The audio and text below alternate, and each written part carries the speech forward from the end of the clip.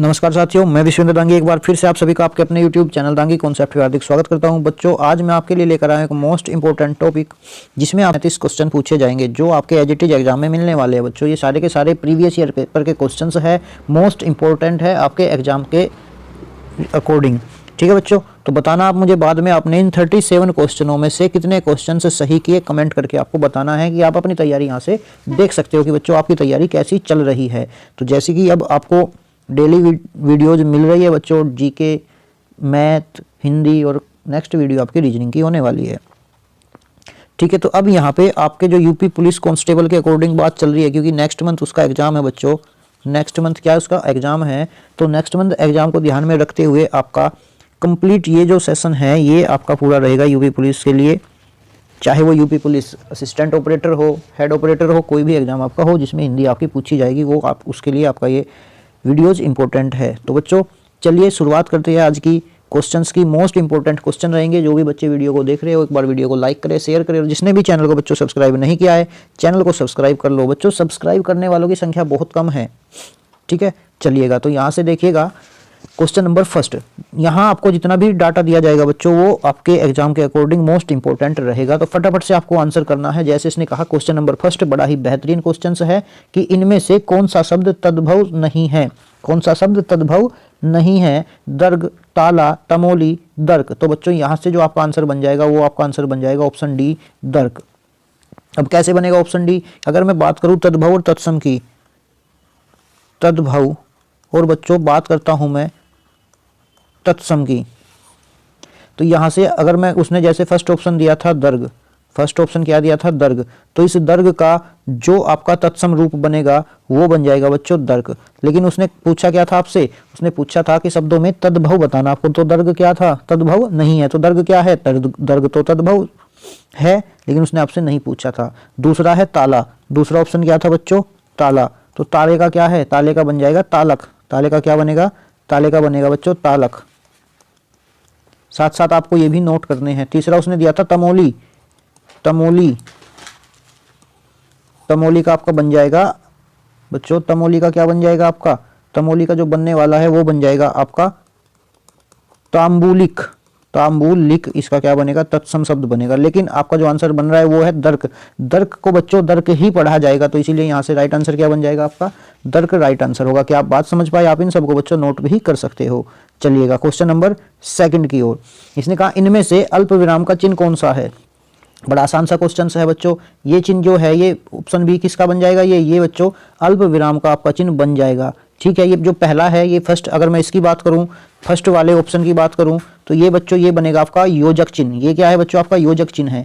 ये क्या है? ये आपका प्रश्नवाचक चिन्ह है, और ये आपका विस्मयादि बोधक चिन्ह है। तो यहाँ से उसने पूछा था आपसे अल्प विराम, तो अल्प विराम कौन सा बना? ऑप्शन बी आपका अल्प विराम बच्चों बन जाता है। क्या आप बात समझ पाए? चलिएगा नेक्स्ट में क्वेश्चन नंबर 3। क्वेश्चन नंबर 3 में उसने कहा है किसी को बुलाओ, किसी को बुलाओ। वाक्य में किस, वाक्य में किसी इनमें से क्या है? संयुक्त सर्वनाम है, सार्वनामिक विशेषण है, या फिर अनिश्चयवाचक सर्वनाम है, या फिर यौगिक सार्वनामिक विशेषण है। तो यहां से आपका आंसर क्या बन जाएगा? उसने कहा बच्चों किसी को बुलाओ। किसी में क्या आ जाएगा? किसी में पता नहीं कौन आएगा, जेंट्स आएगा, लेडीज आएगी, यानी कि मेल या फीमेल क्या आएगा।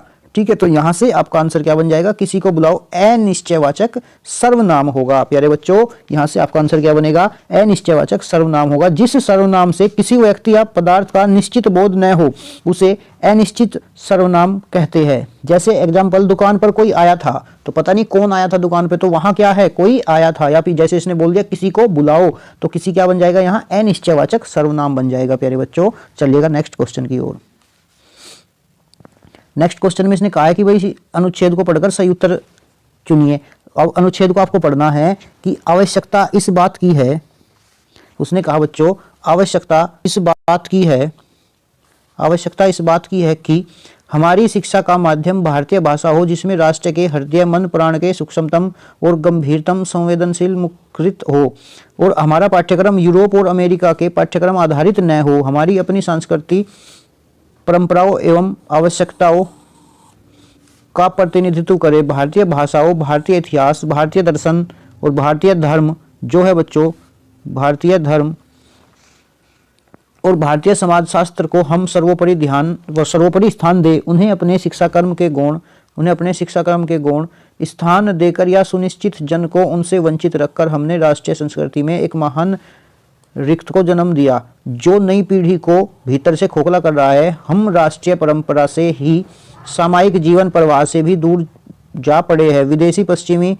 चश्मों के भीतर से देखने पर अपने घर के प्राणी भी बेपहचाने और अजनबी से लगे हैं। तो यहाँ से आगे आप फिर पढ़ के देखना। उसने कहा है कि जो ये शिक्षा है, शिक्षित जन और सामान्य जनता के बीच जो बढ़ती खाई और विश्व संस्कृति के दावेदार होने का दम करते हुए हम घर में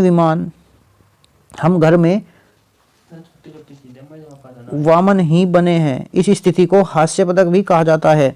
ठीक है बच्चों, तो यहाँ से इसका जो आपका आंसर बनने वाला है, अब यहाँ से उसने क्वेश्चन क्या पूछा है, ये आपके सामने हेडिंग था पूरा। उसने क्वेश्चन पूछा है उपरोक्त गद्यांश का इनमें से सर्वाधिक उपयुक्त शीर्षक क्या है। तो अब यहाँ से जैसे ही आपने इस गद्यांश को एक बार दोबारा से आप इसका स्क्रीनशॉट ले सकते हो बच्चों। इसका स्क्रीनशॉट लेके आप यहाँ से इसको पढ़ सकते हो कि इसका गद्यांश क्या है। इसका जो गद्यांश है बच्चों वो है हमारी शिक्षा का माध्यम भारतीय हो। हमारी शिक्षा का माध्यम कैसा हो, भारतीय हो। तो यहाँ से क्वेश्चन नंबर 4 का जो राइट आंसर बनेगा बच्चों, क्वेश्चन नंबर 4 का जो राइट आंसर बनेगा वो बन जाएगा कौन सा बच्चों, ये वाला पहला ही बन जाएगा कि हमारी शिक्षा माध्यम और पाठ्यक्रम। हमारी शिक्षा माध्यम और पाठ्यक्रम, क्योंकि यही तो बात कही गई इसमें कि हमारी शिक्षा कैसी हो, यूरोप और अमेरिका के जैसी ना हो। ठीक है बच्चों, चलिएगा।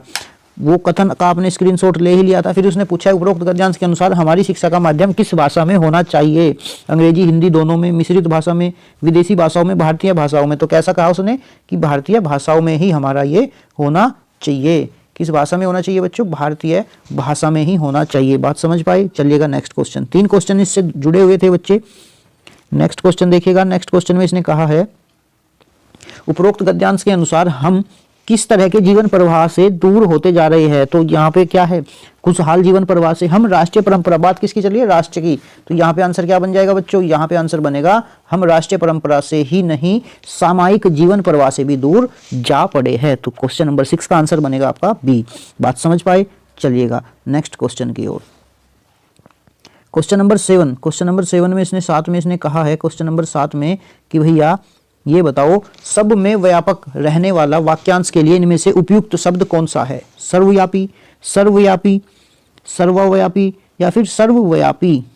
तो यहाँ से आपका राइट आंसर क्या बन जाएगा, यहाँ से आपका जो राइट आंसर बनेगा वो सर्वव्यापी, यहाँ से आपका राइट आंसर डी बन जाएगा। ठीक है, चलिएगा नेक्स्ट क्वेश्चन की ओर अगर मैं बात करूँ, ये 37 क्वेश्चंस आपके लिए मोस्ट इंपॉर्टेंट होंगे बच्चों, आपको एग्जाम में एज इट इज मिल जाएंगे। ठीक है, इसने कहा है पुत्र शोक में कौन सा समास है, द्वंद्व समास, कर्मधारय समास, अविभाव समास और तत्पुरुष समास। तो यहाँ से आपका जो आंसर बन जाएगा बच्चों, वो यहाँ से आपका जो आंसर बनने वाला है वो आपका आंसर बताइएगा जल्दी से, फटाफट से कमेंट करके क्या बनेगा। तो यहाँ आपका जो आंसर बन जाएगा वो बन जाएगा तत्पुरुष समास। अब तत्पुरुष समास क्या है बच्चों, तत्पुरुष समास में उत्तर पद प्रधानता होती है। उत्तर पद की क्या होती है, प्रधानता होती है। कर्ता कारक एवं संबोधक कारक के अतिरिक्त अन्य सभी कारक के विभिन्नताओं का लोप तत्पुरुष सामायिक शब्द बनता है। जैसे इसने कहा था पुत्र शोक, तो पुत्र के लिए शोक, शोक किसके लिए है, शोक किसके लिए, दुख किसके लिए है। तो बच्चों जो दुख था वो पुत्र के लिए था।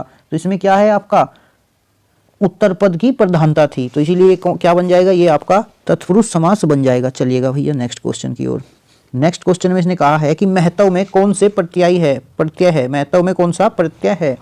महत, व, तव, मह अलग हो गया, मैं है। अब अगर आप देखोगे तो ये अलग हो गया, तो अलग क्या है, मह तव, तो अलग क्या हो जाएगा, तव हो जाएगा, जो कि आपको ऑप्शन सी में दिखाई देगा। यहाँ से आपका आंसर क्या बनेगा, ऑप्शन सी बन जाएगा, तव, महत्व। अब प्रत्यय क्या है, प्रत्यय आते हैं बाद में। एक क्वेश्चन और आएगा कि उपसर्ग बताइए, उपसर्ग आते हैं स्टार्टिंग में। भैया प्रत्यय कहाँ आते हैं, प्रत्यय आते हैं बच्चों बाद में, और उपसर्ग कहाँ आते हैं, उपसर्ग आ जाते हैं आपके स्टार्टिंग में। अब देखिएगा क्वेश्चन नंबर 10। क्वेश्चन नंबर 10 का आंसर क्या बनेगा। क्वेश्चन नंबर 10 में इसने कहा राम लक्ष्मण से पत्र लिखवाता है, इस वाक्य में संयुक्त क्रिया क्या है, वाक्य में क्रिया का कौन सा रूप है, यानी कि संयुक्त क्रिया है, पूर्णकालिक क्रिया है, पूर्ण क्रिया या प्रेरणार्थक क्रिया है। तो यहाँ से राइट आंसर क्या बन जाएगा आपका, प्रेरणार्थक क्रिया। प्रेरणार्थक क्रिया क्या हो, जिसमें कर्ता किसी दूसरे से कार्य कराता हो, वही क्या है, प्रेरणार्थक क्रिया है। ठीक है, चलिएगा नेक्स्ट क्वेश्चन की ओर। नेक्स्ट को देखेंगे बच्चों, क्वेश्चन नंबर 11 आपकी स्क्रीन के सामने। वीडियो को लाइक करना, शेयर करना, और जिसने भी चैनल को सब्सक्राइब नहीं किया है बच्चों, चैनल को भी सब्सक्राइब कर लेना, क्योंकि चैनल को सब्सक्राइब और नॉन सब्सक्राइबर जो है वो बच्चों, सब्सक्राइब करने वाले तो केवल 6% ही वीडियो को वॉच कर रहे हैं और नॉन सब्सक्राइबर जो है वीडियो को बच्चों यहाँ पे 92.2% मैन जो है वो देख रहे हैं। ठीक है, तो इसीलिए वीडियो को लाइक शेयर सब्सक्राइब सब कर दे बच्चों। अब देखिएगा क्वेश्चन नंबर 11, कोर्ट मार्शल किस विधा की रचना है?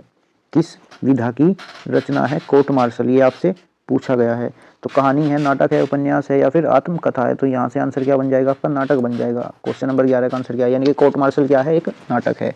चलिएगा, भाषा की सबसे छोटी इकाई क्या है? भाषा की सबसे छोटी इकाई क्या है? तो बच्चों आंसर बनेगा वर्ण। यहाँ से भाषा की सबसे छोटी इकाई क्या बन जाएगी? वर्ण बन जाएगा। तो वर्ण कितने प्रकार के हैं? दो, एक तो स्वर और दूसरा व्यंजन। दूसरा क्या बनेंगे बच्चों? दूसरा बन जाएगा व्यंजन। स्वर कितने हैं? जो आपके स्वर होंगे वो बच्चे हैं 11 और जो आपके व्यंजन है वो कितने हैं? 41। यानी कि टोटल मिला के कितने बन जाते हैं? 42 वर्ण आपके, सॉरी 52 वर्ण आपके यहाँ पे बन जाते हैं। ठीक है, चलिए नेक्स्ट देखिएगा क्वेश्चन नंबर 13 को। क्वेश्चन नंबर 13 में इसने कहा है कि पूर्ण दिशा के लिए इनमें से उपयुक्त शब्द कौन सा है? पूर्ण दिशा के लिए, पूर्ण दिशा का मतलब है बच्चों यहाँ पे पूर्व दिशा। पूर्ण दिशा का मतलब है यहाँ पे पूर्व दिशा, यानी कि जिसको हम इंग्लिश में बोल देते हैं ईस्ट। तो यहाँ से क्या आंसर बन जाएगा आपका? यहाँ से जो आपका आंसर बन जाएगा प्राची। प्राची को क्या बोलते हैं? पूर्व या फिर पूर्ण दिशा बोलते हैं। सेकंड ऑप्शन क्या है? उदाची। बच्चों ये लिख लेना, नोट डाउन कर लेना, 100% आएगा आपके एग्जाम में। उदाची को बोलते हैं उत्तर। उदाची को क्या बोलते हैं? उत्तर। या फिर उत्तर को क्या बोलते हैं? उताची। प्रतीची, प्रतीची को क्या बोलते हैं? पश्चिम बोल देते हैं बच्चों। प्रतीची को क्या बोलते हैं? पश्चिम बोल देते हैं। अवाची बच गया, अवाची को क्या बोल देंगे? दक्षिण बोल देंगे। बात समझ पाई? चलिएगा नेक्स्ट है, इनमें से आलवार महिला संत है, यानी कि महिला संत का नाम क्या है? तो यहाँ से क्या बन जाएगा आपका आंसर? आलवार महिला संत का नाम क्या बन जाएगा?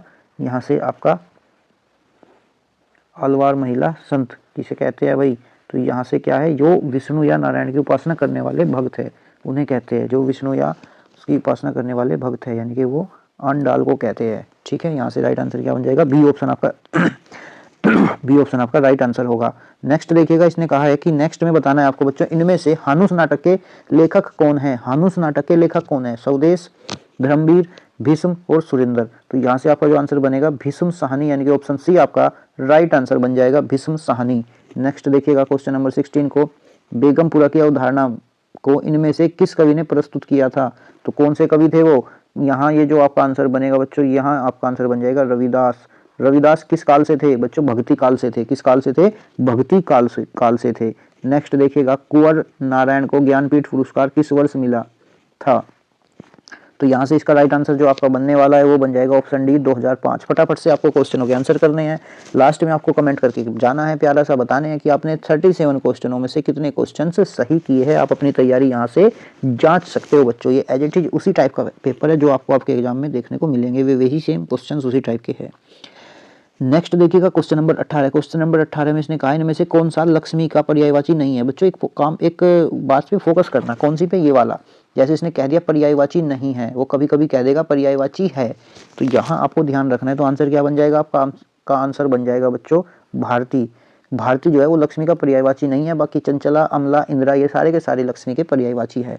नेक्स्ट देखिएगा क्वेश्चन नंबर 19। इसने कहा है कि इस चिन्ह को, ये जो चिन्ह आपके सामने है, ये जो चिन्ह आप देख पा रहे हो, इस चिन्ह को बताना है कि क्या कहते हैं। इस वाले चिन्ह को बच्चों क्या कहते हैं? पूर्ण विराम, अर्धविराम, निर्देशक, अल्प विराम। तो आंसर क्या बनेगा प्यारे बच्चों? ये बन जाएगा अर्धविराम।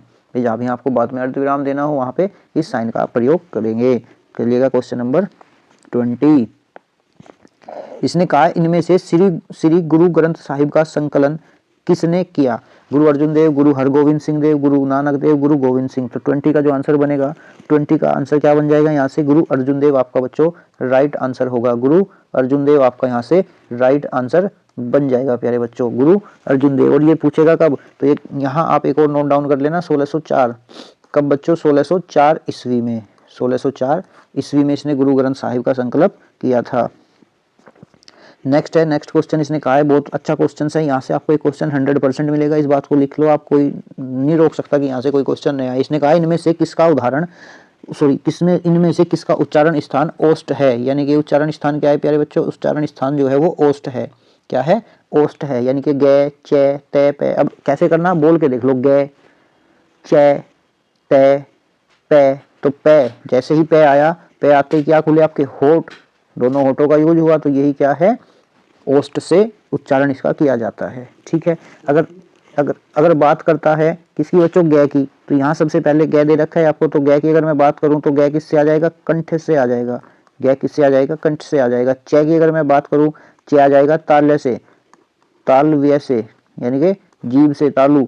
तय, तय किससे आ जाएगा बच्चों, तय आ जाएगा दंत से, यानी कि दांत से। बात समझ पा रहे हो, तो इनको भी आप साथ साथ में नोट डाउन कर सकते हो। नेक्स्ट चलिएगा क्वेश्चन नंबर 22।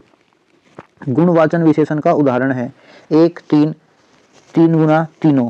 तो यहाँ से अगर आप देखोगे एक, तो आंसर क्या बन जाएगा आपका, एक आंसर बन जाएगा। अगर मैं बात करूँ तीसरा की, तीसरा क्या है, तो तीसरा बच्चे देखना यहाँ से पहला, दूसरा, तीसरा, भाई क्रम की बात है। क्रम की बात कहाँ करेंगे हम, जहाँ पहला, दूसरा, तीसरा, चौथा, पांचवा ऐसे आ जाएगा। तीन गुना, तीन गुना क्या हो जाएगा, आवर्ती दिखाएगा ये, इसकी आवर्ती कितनी है, फ्रीक्वेंसी कितनी है, आवर्ती।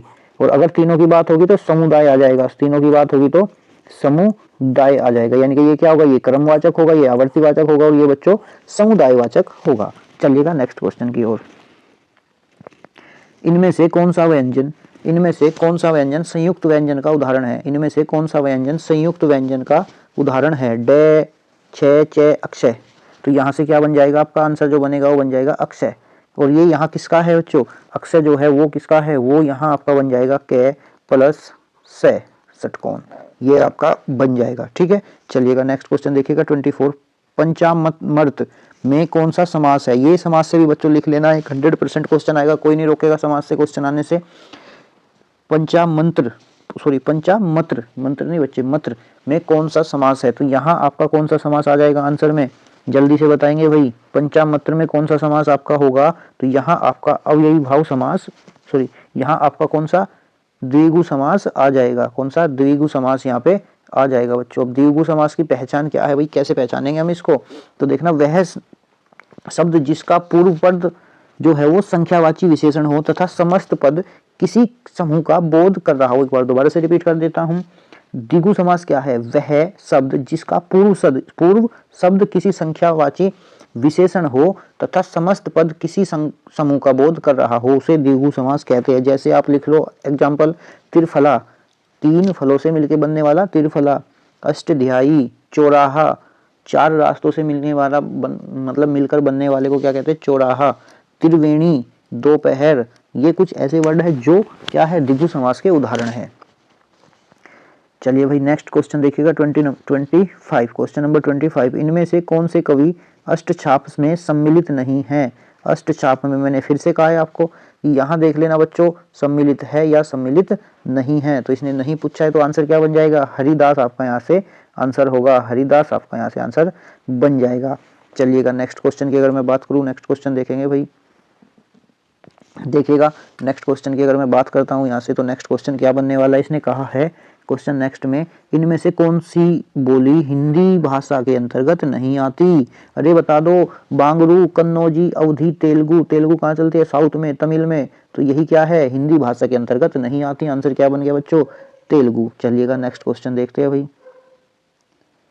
नेक्स्ट क्वेश्चन है क्वेश्चन नंबर 27। निम्नलिखित में से कौन सा शब्द तद्भव शब्द है, तद्भव, तद्भव शब्द है, तो यहाँ से आपका जो तद्भव शब्द होगा वो बन जाएगा आपका दिवाली। दिवाली क्या बन जाएगा आपका, तद्भव शब्द दिवाली, क्योंकि दिवाली का तत्सम शब्द क्या बन जाएगा, दीपावली बन जाएगा। तत्सम शब्द क्या बन जाएगा, दिवाली का दीपावली बन जाएगा, तो ये दिवाली क्या है, तद्भव शब्द है। बाकी और सारे के सारे तत्सम शब्द है। जैसे द्विवेदी है, द्विवेदी का अगर मैं तद्भव रूप लेके चलूँ तो बच्चों बन जाएगा दुबे। ठीक है, धात्री है, धात्री का अगर लेके चलूँ तो बन जाएगा दाही। और द्रोण है, द्रोण का बन जाएगा दोना। बात समझ पा रहे हो, तो यहाँ से आंसर क्या बना, दिवाली। चलिएगा नेक्स्ट क्वेश्चन नंबर 28 पे, इसने कहा इनमें से शुद्ध वाक्य बताना आपको। मैंने पुस्तक पढ़ा, गलत है। राम के अनेकों नाम है, गलत है। मैंने पुस्तक पढ़ी, तो राइट आंसर क्या बन जाएगा बच्चों, राइट आंसर बन जाएगा प्यारे बच्चों, मैंने पुस्तक पढ़ी। चलिए भाई नेक्स्ट देखिएगा, प्रथम राजभाषा आयोग के अध्यक्ष इनमें से कौन थे। प्रथम राजभाषा आयोग के अध्यक्ष इनमें से कौन थे, तो जो आंसर आपका बन जाएगा वो थे बीजी खेर। क्या थे बच्चों, बीजी खेर थे। बीजी खेर का पूरा नाम क्या था, बीजी खेर का पूरा नाम क्या था, अगर आपसे क्वेश्चन पूछ ले तो बता देना, बाल गंगाधर खेर, बाल गंगाधर खेर। और ये कुछ आर्टिकल में आता है, ये बच्चों आता है आर्टिकल में, राजभाषा आयोग जो है वो आपका आर्टिकल में आता है 344 में, 344 में, 344 में, 344 आर्टिकल में आता है। क्वेश्चन नंबर 30 की अगर मैं बात करूं प्यारे बच्चों, क्वेश्चन नंबर 30 में क्या है, इनमें से कौन सी भाषा भारोपीय परिवार की भाषा नहीं है? हिंदी, मराठी, मलयालम, गुजराती, तो कौन सी बन जाएगी? अरे यहाँ से आंसर क्या बन जाएगा आपका? ये बन जाएगा ऑप्शन सी, मलयालम। कितने प्यारे प्यारे से क्वेश्चंस आपसे पूछे जाएंगे आपके एग्जाम में। नेक्स्ट देखिएगा, उसने कहा है 31 में, क्वेश्चन नंबर 31, वह आया है इसमें से इनमें से किस काल का उदाहरण है? वह आया है इनमें से किस काल का उदाहरण है? पूर्ण वर्तमान का, तात्कालिक वर्तमान का, सामान्य वर्तमान का, संदिग्ध वर्तमान का। तो यहाँ से आंसर क्या बनेगा आपका? भाई यहाँ से आपका आंसर क्या बन जाएगा बच्चों? यहाँ से बन जाएगा आपका पूर्ण वर्तमान का, पूर्ण वर्तमान का। ठीक है, चलिएगा नेक्स्ट देखिएगा 32 में इनमें से कौन सा शब्द पाश्चात्य का विलोम है? पाश्चात्य का विलोम है, तो पाश्चात्य का विलोम क्या बन जाएगा? पौर्वात्य, पौर्वात्य। ये ऑप्शन आपका यहाँ से राइट आंसर बन जाएगा। ठीक है बच्चों, चलिएगा नेक्स्ट देखिएगा 32 तो कर ही लिया। 33 इसने कहा है निम्न वाक्य, गरीबों को दान दो, गरीबों को दान दो। बच्चों आपसे पूछा गरीबों को दान दो में गरीब किस कारक का उदाहरण है? तो गरीब किस कारक का उदाहरण है? तो यहाँ से आपका आ जाएगा संपदान, संपदान का कारक, संपदान का उदाहरण है। ठीक है, चलिएगा नेक्स्ट देखिए, कर्ता के ने चिन्ह का प्रयोग इनमें से कहाँ होता है? ने चिन्ह का प्रयोग इसमें से कहाँ होता है? सामान्य भूत में, सामान्य वर्तमान में, संदिग्ध भूत में, सामान्य भविष्य में। तो यहाँ से कर्ता ने का अर्थ जो है वो है सामान्य भूत में। आंसर क्या बनेगा प्यारे बच्चों? सामान्य भूत में आपका आंसर यहाँ से बन जाएगा। नेक्स्ट देखिएगा क्वेश्चन नंबर 35, क्वेश्चन नंबर 35 में कहा इसने घी के दिए जलाना। अरे बड़ा आसान सा है, सारे बच्चे आंसर कर देंगे इसका फटाफट से। यहाँ से बनेगा उत्सव मनाना, वो तो बात सही है, घी के दिए जलाना, उत्सव मनाना। दूसरा दीपावली मनाना, रे नहीं बिल्कुल भी नहीं। विवाह करना, रे तो कतई नहीं हो सकता। तो क्या बन जाएगा? अप्रत्याशित लाभ का प्रसन्न होना, अप्रत्याशित लाभ पर प्रसन्न होना, घी के दिए जलना। नेक्स्ट है किस रचना के बारे में प्रसिद्ध है कि इसे पढ़ने के लिए बहुत से लोगों ने हिंदी सीखी? भैया दक्षिण के जो लोग थे उन्होंने हिंदी सीखी थी इसको पढ़ने के लिए। बड़े से अक्षरों में दिख रहा होगा चंद्रकांता, बड़े से अक्षरों में क्या दिख रहा है आपको? चंद्रकांता। नेक्स्ट और आज का लास्ट क्वेश्चन, इसने कहा है उपसर्ग इनमें से कहाँ जोड़ा जाता है? उपसर्ग इनमें से बच्चों कहाँ जोड़ा जाता है? तो ये आंसर क्या बन जाएगा आपका? ये आंसर आपका बन जाएगा शब्द से पहले। एक आया था आपका प्रत्यय, एक क्या आया था आपका बच्चों? प्रत्यय आया था कि प्रत्यय कहाँ जोड़ा जाता है? तो बच्चों प्रत्यय जोड़ा जाता है बाद में, और उपसर्ग कहाँ जोड़ा जाता है? शब्द के पहले उपसर्ग आपको जोड़ा जाता है। ठीक है बच्चों, प्यारे बच्चों, वीडियो अगर आपको अच्छी लगी हो तो लाइक करना, शेयर करना, और जिसने भी चैनल को अभी तक सब्सक्राइब नहीं किया है वो भी चैनल को सब्सक्राइब कर ले। मिलेंगे हम आपसे एक और ऐसी ही इंटरेस्टिंग वीडियो के साथ, और कमेंट में अपने जितने भी क्वेश्चंस आपने सही किए उनको कमेंट में लिखना न भूले। चलिएगा मिलेंगे आपसे एक और ऐसी ही वीडियो में, तब तक आप अपना ध्यान रखिएगा और देखते रहिए, पढ़ते रहिए दांगी कॉन्सेप्ट यूट्यूब चैनल से।